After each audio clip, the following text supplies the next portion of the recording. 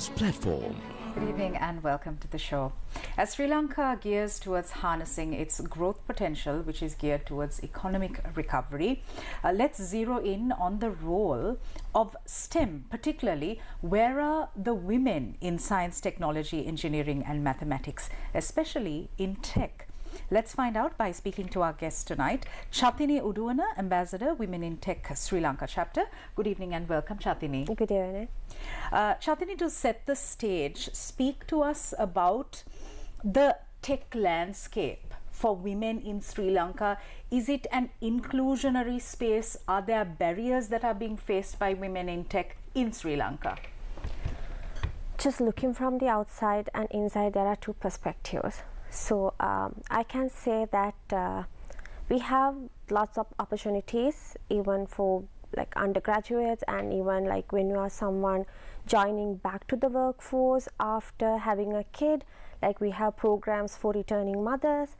So I can say that we have all the inclusivity, and we have lots of multinational companies in Sri Lanka which we follow all the global standards, and we have discrimination, yes, but that's just, I would say, like bare minimum.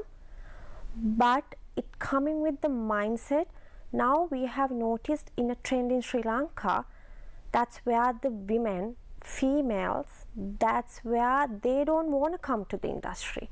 They are very well educated, but they don't want to sustain in their jobs. So I would say as organizations and as corporates, we have all kind of opportunities, but we don't have the awareness. Since like this is a new job market, Sri Lanka is thriving as a tech market, but still quite male dominant. That's because I can't say we don't have the opportunity. We have the opportunity, simply that as female we are not taking it. Right. So when we take the sphere of employment, we are familiar with the traditional roles such as the doctor, the engineer, the lawyer, the teacher, the lecturer. However, when you say a marine biologist or a software architect, Yeah. We don't really know what that entails. We don't know enough to attach some sort of value to a hierarchy of values. Do you think this plays a role? Exactly. So we'll take a teacher. Everyone knows that she goes to school wearing a sari, and you know we have all these objects in our mind to understand the role. And if we take a doctor, we know that she is having this teth and wearing the white coat, and she works in the hospital. But even if you ask from a software engineer or a QA engineer or a scientist, what do you do? It's really hard to explain. So because like when someone asks that question from us, I'm coming from a software background, so what do you do for work? So that's something like, so in my mind I'm just thinking, if I explain that, whether the other person can understand it or not, and what is the simplest way to say that. So it's not easy, but that I think as a society, it's still in the schools, if you ask from a kid, what do you want to be? Still we are getting all the traditional answers.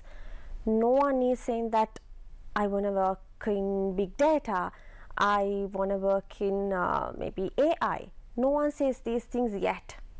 Especially we are talking about the mass scale school students.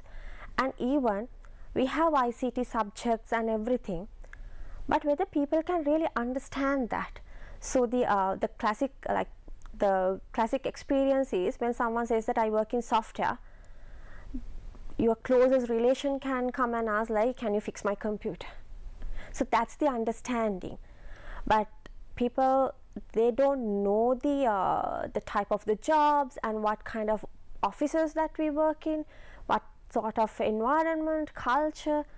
We don't know, like people don't know that. So that's the issue we have, and maybe that's why still in Sri Lanka we'll take the universities and the people and the student coming out of that.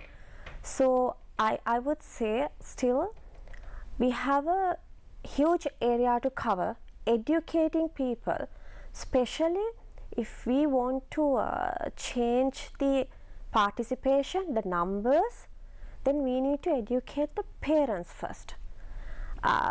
Because in a country like Sri Lanka, parents, their influence and their expectations, all these things do matter in the job market, right?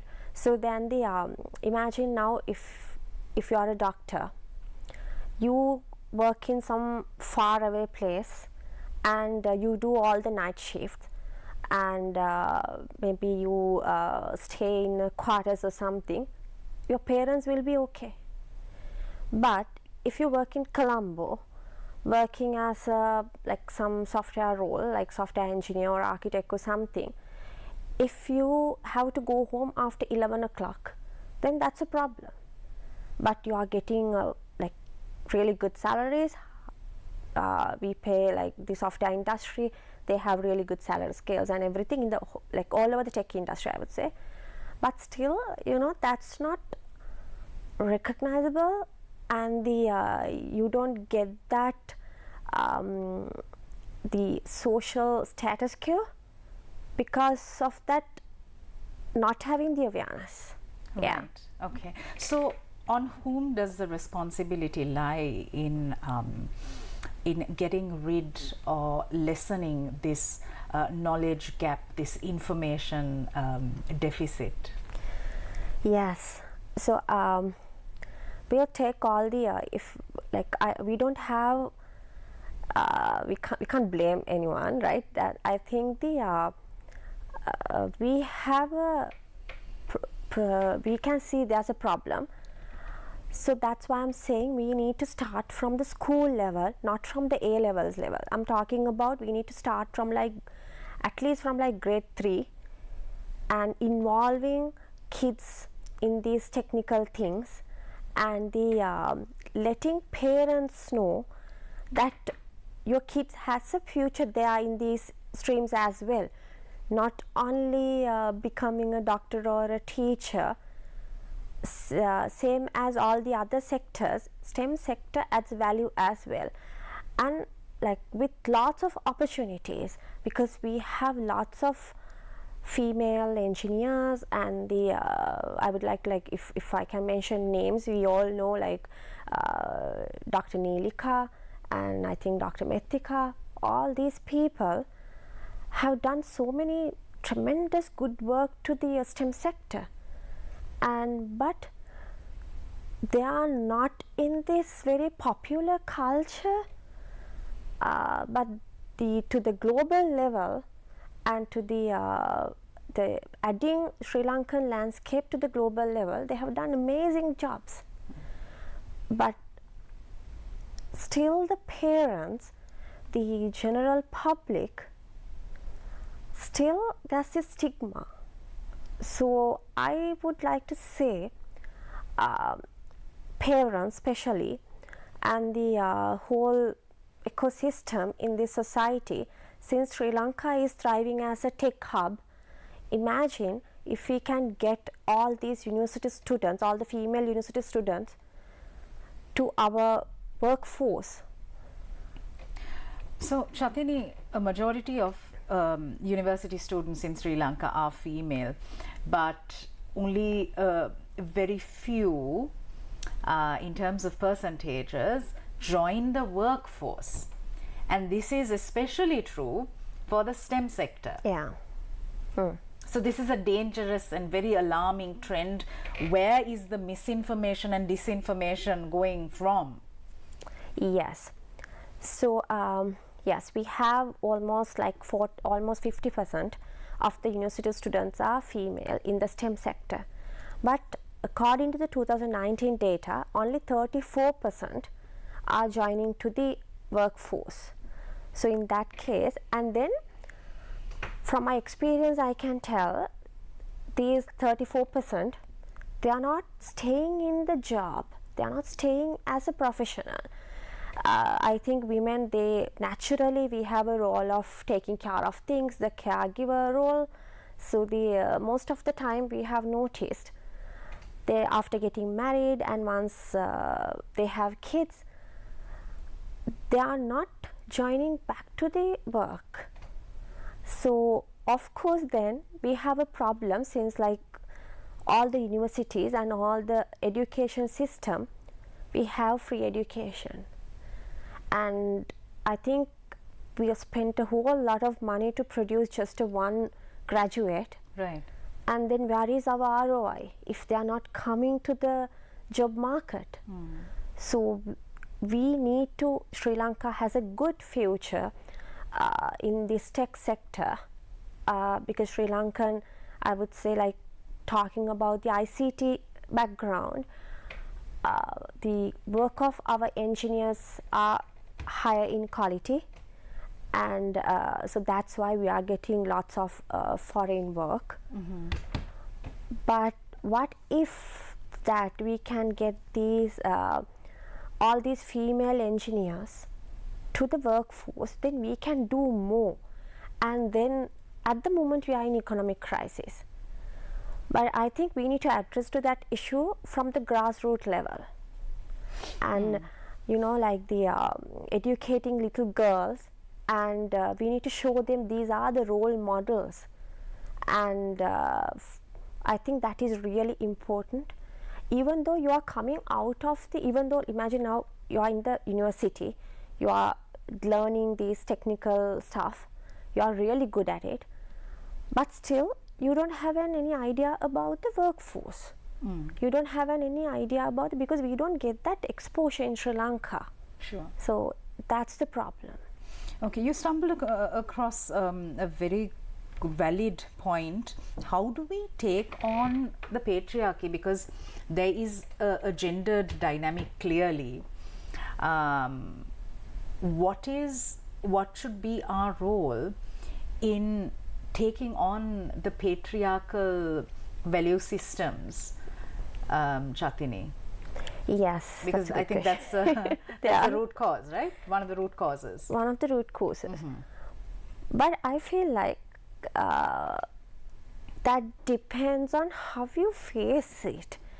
Like the patriarchy value system is there, but do we really have to worry about it? If you feel like, if you know that you can add value to yourself, if you feel like, if you are confident about yourself, then do we really have to worry about it? That's what I'm saying. Like, we can't change everything.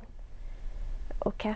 Yeah, but that confidence has to be instilled in a girl child. Yes. Just like it is instilled in a boy child from the very beginning. Yes. So the I would say that's about parenting, right? And then especially in a country like Sri Lanka, I would say, even though if you go to the university, you don't get that chance to, you know, really be independent and to really test your limits. Right. All the time, even the girls, I have noticed, I go to university all the time, and even in my office I have noticed, all the time the girls, they want someone else to look after them. So the after COVID, this now this like younger generation, this has increased, by the way. Right. Okay. Because they spend 3 years with their parents and all, so their confidence levels has drastically gone down. Okay. So we'll see all these problems like in another 4-5 years when they are becoming senior professionals. But I think the parents, they have a major role. But why do we? I'm thinking this tech STEM sector jobs, we should not categorize them as we should not stereotype it, because now like when you talk about a teacher, in our head like already a female character, yeah. If you think about a nurse, already a female character. So all this, like these two roles are like caregiver roles, not really challenging, you know, like not really like you sit with a bunch of men and argue about something technical, that, you know, like thinking something really logical kind of a job. But in this STEM sector, I think the parents should be not educated, I can't say educated, but They have to get the wider exposure. That's why they need to see how these officers and these cultures are happening. I can say in the ICT sector, regardless of the gender, everyone is like very well responsible, mannered, and all the HR policies, everything is in order. And like we have the work from home things, and I don't think any other job is flexible like that. So if you are in the tech sector, you can work from home most of the days, because it's just the brain you are using. You don't have to come to the office every day. So these are the things that the parents can learn, and they use that for their own benefit of their own kid. But the funny thing is, so now we work from home. I have heard like some parents, they don't like it. You know why? So my daughter is a graduate, my son is a graduate now, he's working from home. So that's a kind of this cultural issue in Sri Lanka. So he or she, they like, you know, working from home, so no one knows like what he's doing. So everyone is asking, is he really doing a job? We haven't seen him going out. So, you know, like even this working from home is new, and earlier during COVID, it was compulsory. But now you have the choice to go to office or work from home. So that mindset. You know, like you have to like get dressed up and go to office just to like give that impression, my daughter or my son is doing a well-reputed job. So world is evolving, it's not the case anymore. You can be just like, you know, you can judge people from the cover. So you may be like the I have met like the in this digital nomad culture, now it's not even work from home, it's work from anywhere. Of course. So you can like travel and you can do things that you like, and you can take care of your kids, and you can still prepare a meal for your husband, and you can be a good professional as well. We are in conversation with Chathini Uduwana. We're going for a short commercial break. We'll be right back.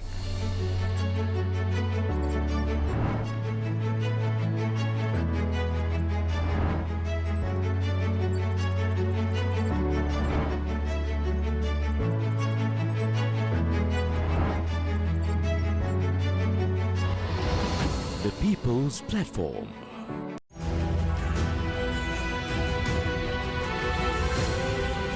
TV1. TV for life. RDA workers go on token strike. Military deployed to operate expressways. Presidential and parliamentary elections next year, assures the president. Ranil, Sajith clash in parliament over the court ruling on those who led the country to bankruptcy. Will Sri Lanka's energy sovereignty be at risk via the proposed electricity sector reform bill? Shammi Silva comments on the letters sent to the ICC.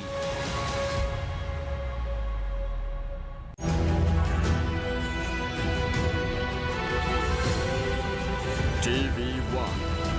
TV for life.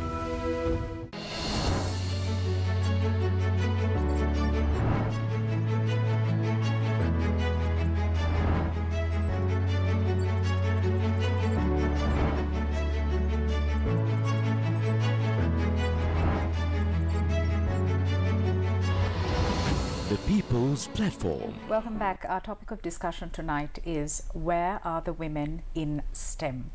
Joining me tonight is Chathini Uduwana, Ambassador, Women in Tech Sri Lanka chapter. Chathini, we were talking about how male-dominated the tech sector and the STEM sector is in Sri Lanka.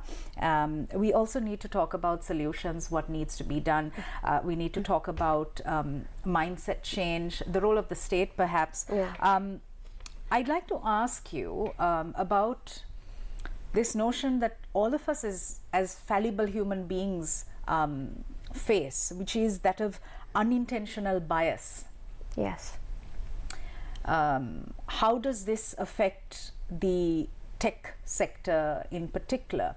Because we look to men and we perceive men a certain way, women on the other hand are perceived in a different way.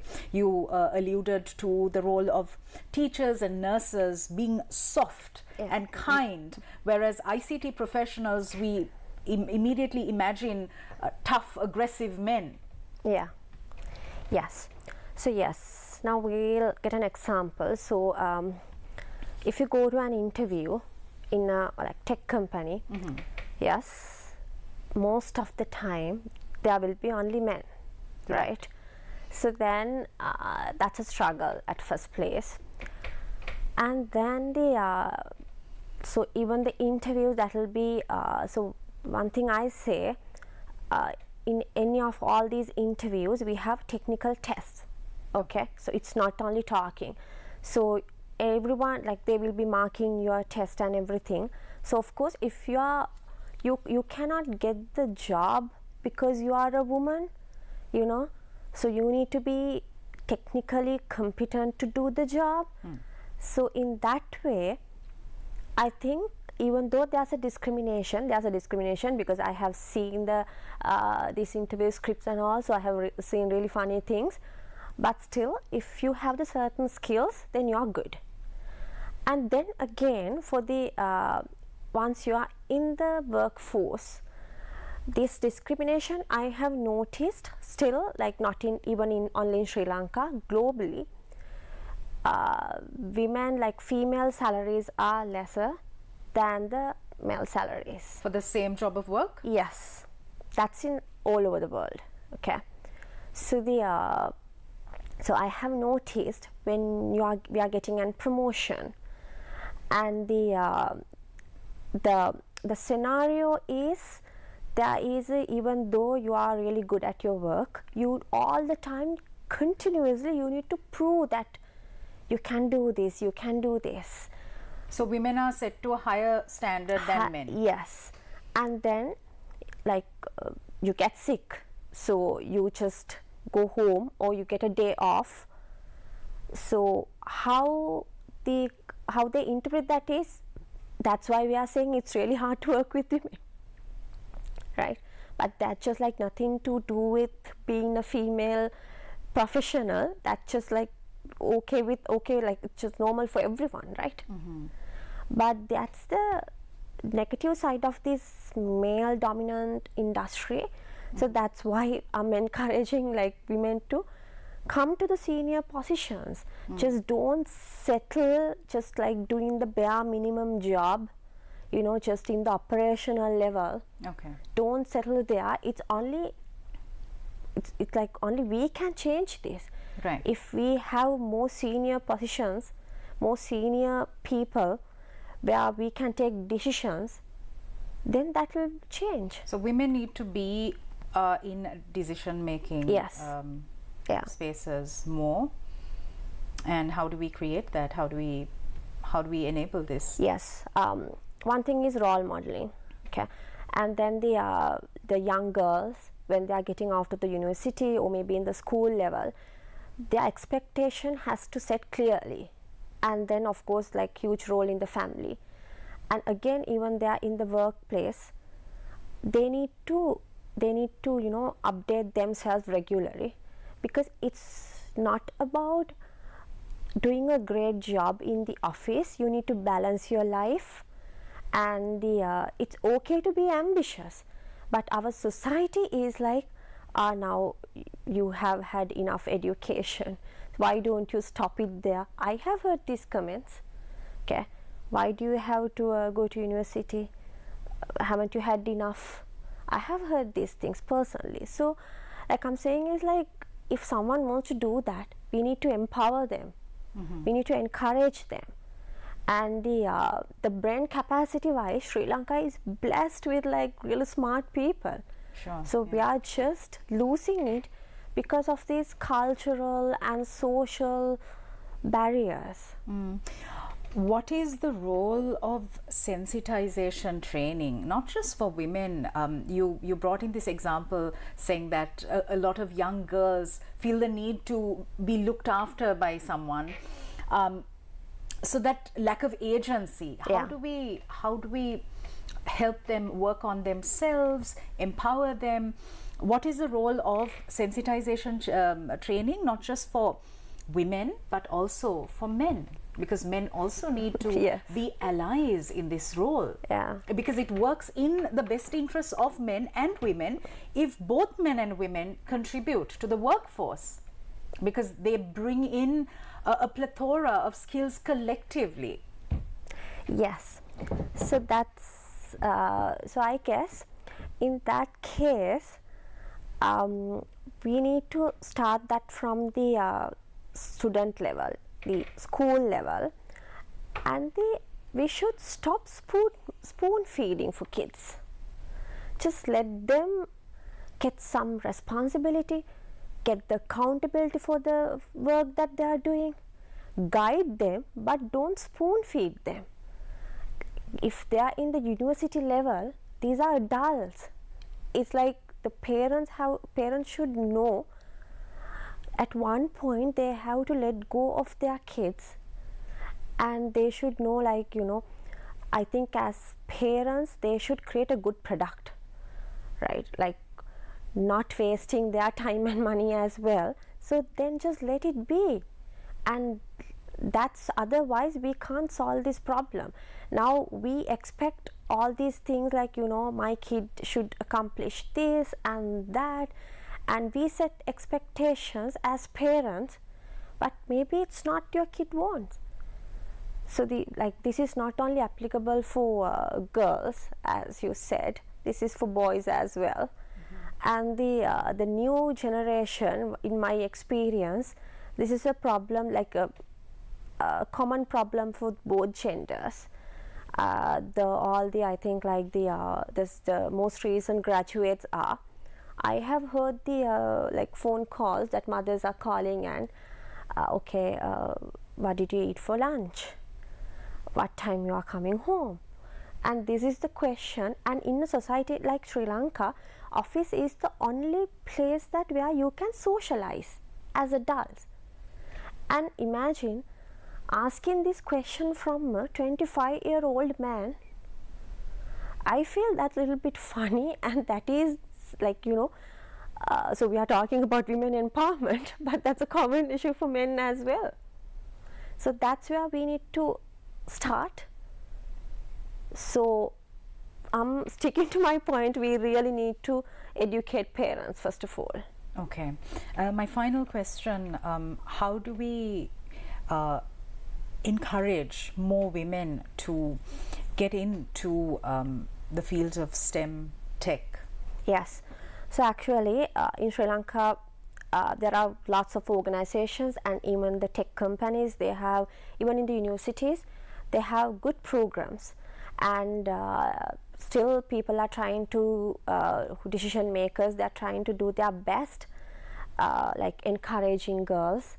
And there are special funds, grants, and the ecosystem is developing. And I think the girls, they can do their own research. They can now, like, information is available to anyone. Like if someone would want to, like, you know, have a field tour in any of the tech companies, I'm pretty sure they would arrange it, because these companies are, you know, it's all about like welcoming people.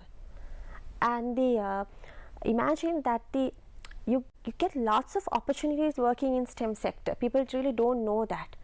And the personally I have seen in my office as well the opportunities that they get.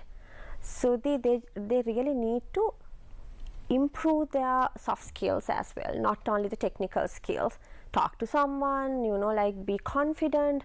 And the maybe there's this phrase that we use all the time, we can teach all the technical skills, but that's the attitude and the soft skills, that's what you are bringing to the organization. So if you don't know anything, you can ask questions, or you can just Google and learn. Because anything is available in Google these days. And like even in like, that's a skill that we measure. Do you know how to Google properly, right?